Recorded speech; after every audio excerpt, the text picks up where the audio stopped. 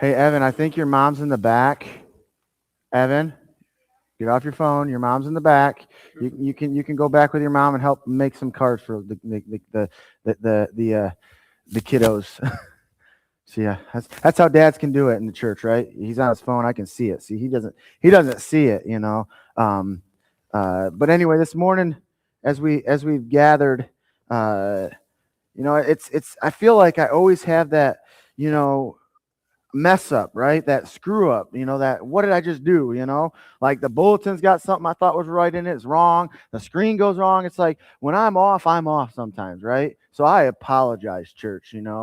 Um, and I swear I double check stuff. And I know Evan's looked at it for me, and it's like but I feel like when you're not together in a week and then next week, something's thrown off. So again, um, I'm gonna apologize for that on the screens. That was me. I probably don't need to apologize, but I'm going to anyways, just because. But this morning we're gonna start a new journey together. Not a long journey, but a 3 week journey. Because really, in 3 weeks, you got to think about it. We start 3 weeks is Lenten start. I mean, it's crazy. Like I feel like when I look outside, and I mean, I wasn't prepared really to see a lot of snow out there myself this year, right? And there's snow out there. There's things that get in the way of what your mind wants to see, right? But we're gonna start a journey together as we listen, not as we do, but as we listen to Jesus's teachings, and is teaching us what life in His kingdom truly looks like. What His kingdom truly looks like. Not a kingdom built on appearance or performance. You've heard me a lot as church talk about this. It's not about appearance or performance. We should not be looking at that way, but one formed from the inside out.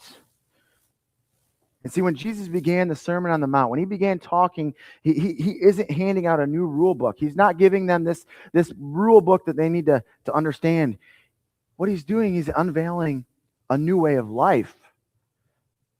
The culture of His kingdom, not the culture of Corey's kingdom. Or when you think about church, right? Sometimes it's all about what the pastor wants and desires, or so it thinks sometimes. Or it's all about what the congregation, one or two, want. Versus here, I say it a lot. We are here to connect the community to Jesus.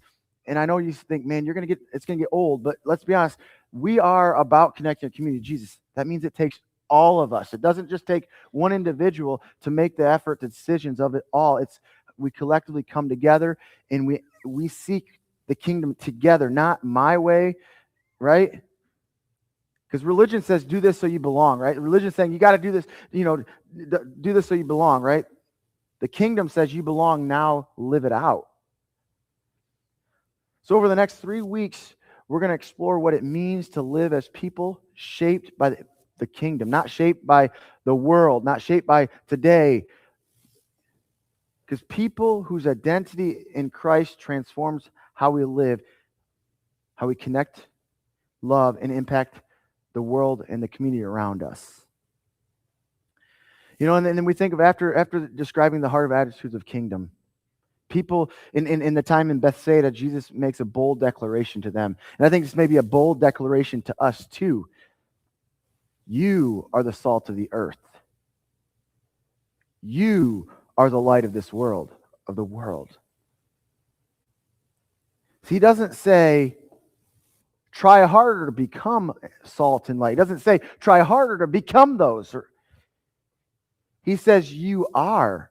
He's giving you a command. He's giving you you are. Because it's not a goal to reach. It's really not a goal that we reach. It's an identity to live from. And Jesus later explains in John 15:5, right? I am the vine, you are the branches. And then He goes on further there. He says, apart from me, you can do nothing. So again, kingdom effort doesn't come from that. Impact doesn't come from effort. It flows from connection. It flows from the things that we're doing, such as coming forward this Valentine's dinner. Our connection and how we connect, and what people see in us. It's kind of, I've said that before. When they see in us, they're like, hey, what do they have? I want to be a part of that. I want to connect with them. Or Maybe it's not even right then and there. Maybe it's down the line. Something's happened in their life, and they're like, man, they built connection with us. They had this, and they were so hospitable. They were this. I want to be a part of. I want to be a part of that, or I want to have connection with them. So Matthew here in 5:13 through 16, it's the teachings about the salt and light, right? Again, verse 13. You are the salt of the earth, but what good is salt if it loses its flavor? Can you make it salty again? It'll be thrown out and trampled underfoot as worthless. Again, verse 14. You are the light of the world. Like a city on a hilltop that cannot be hidden. No one lights a lamp and then puts it under a basket. Instead, a lamp is placed on a stand where it gives light to everyone in the house. In the same way, let your good deeds shine out for all to see, so that everyone will praise your heavenly Father. When Jesus calls us salt and light, he's not giving us something to achieve. He's revealing something to understand. See, before we talk what salt and light do, we have to settle with who are we, or who we are. Because kingdom impact never starts with effort, it starts with the identity. So kingdom impact flows from identity, not effort.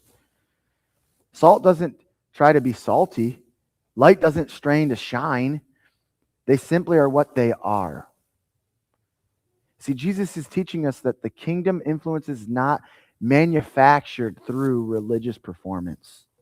It flows naturally from who we are when we are connected to him.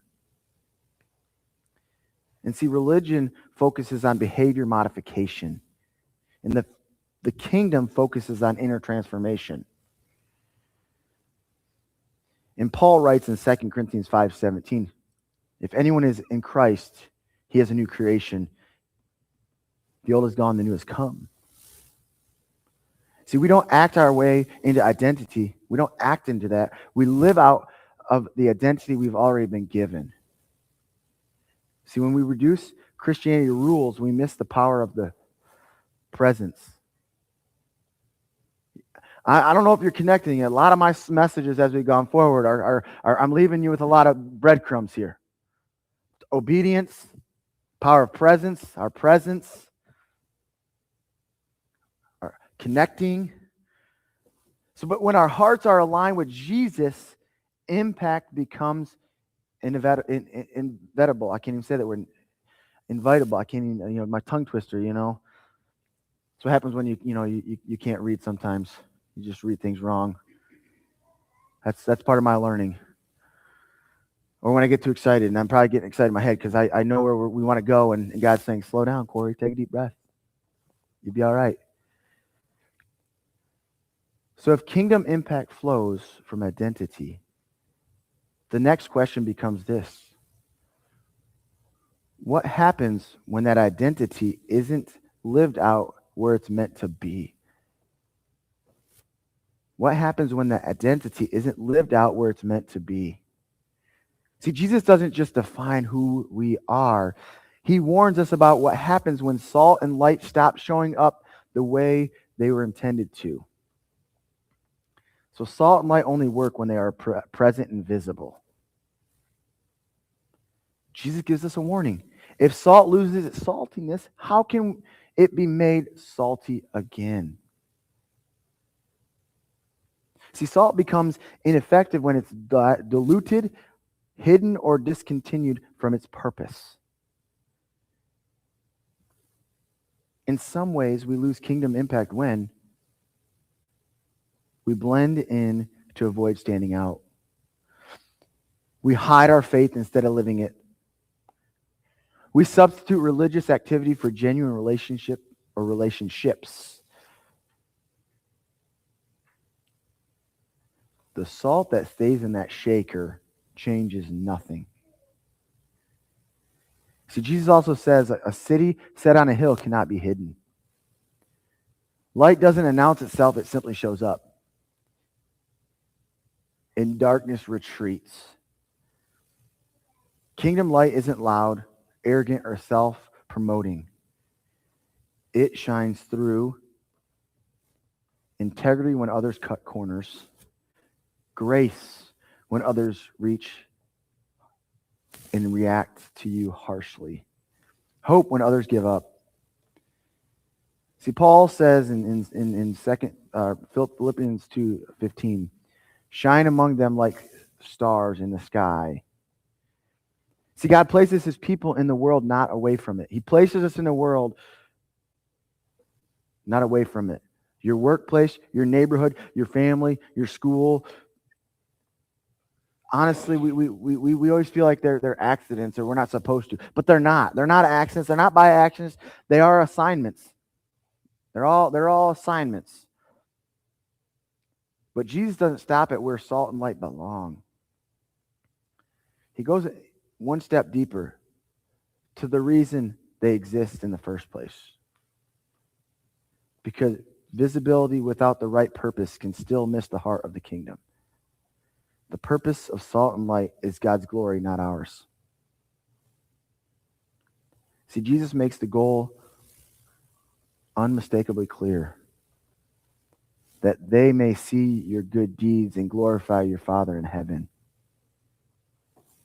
And this is the heart of the kingdom culture. We don't live to be noticed. We live to point people to God. Ultimately, that is where we're at as our church, to connecting the community to Jesus. We are here to not be noticed. It's not about Teresa doing the prime rib because she's good at it. Teresa wants to impact the community, to share a talent in a resource and something to bring. Because I'm telling you right now, it's not about Teresa. It's not about her doing it. It's just like our turkey noodle dinner. Nobody's trying to get the glory. That's like I talk about a lot. This church does great in those areas. It's not about us who did what, but we live to point people to Jesus. And I think that's ultimately the goal that we each are trying to reach, is that. Because our impact is never about building our reputation. I mean, granted, we see how many we've seen through turkey and noodle dinner. Then you see what we can have, and we look out and we're like, man, where are those people at? Some are attending other churches, some don't. Hopes to maybe we build that connection and impact that they'll reach to a church. Because it's not about us growing to be this big Mecca. It's us sharing the love of Jesus so that people know who Jesus is. Yes, ultimately, we love to see people here. We know that, right? But we also want to see people cross that bridge to glory also. So if they see it in another way, because it's about revealing his goodness. Not Morristown Methodist churches, but Jesus' goodness. Because Peter echoes this in 1 Peter 2:12. Live such good lives among them that they may see your good deeds and be glorified, and glorify God. So when kingdom culture takes root, people don't just admire us, they encounter God. And I think that's the ultimate goal, is when we connect the community to Jesus or connect to people, they ultimately see and encounter. Because our faith becomes visible. Not about performative, not about a performance. We're not doing this because we want to look good. We're doing it because we want people to see Jesus. Obedience flows from love, not obligation. And this is where kingdom culture stops being abstract and becomes more deeply personal. Because God's glory isn't revealed only in big moments. Honestly, a lot of times we think it's big moments that it's revealed. And I've talked to you numerous times. It's ultimately reveals itself often, I should say, in ordinary moments. Sometimes that one-on-one conversation with somebody.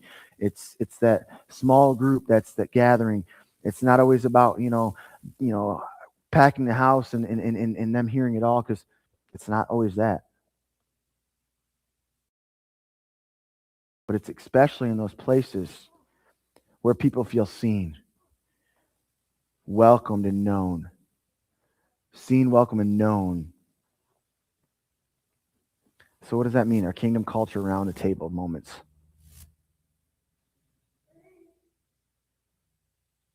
One of the most powerful places salt and light shows up isn't on stage. I hate to say it, it isn't always in a worship service exactly. Let's be honest. It's around the table.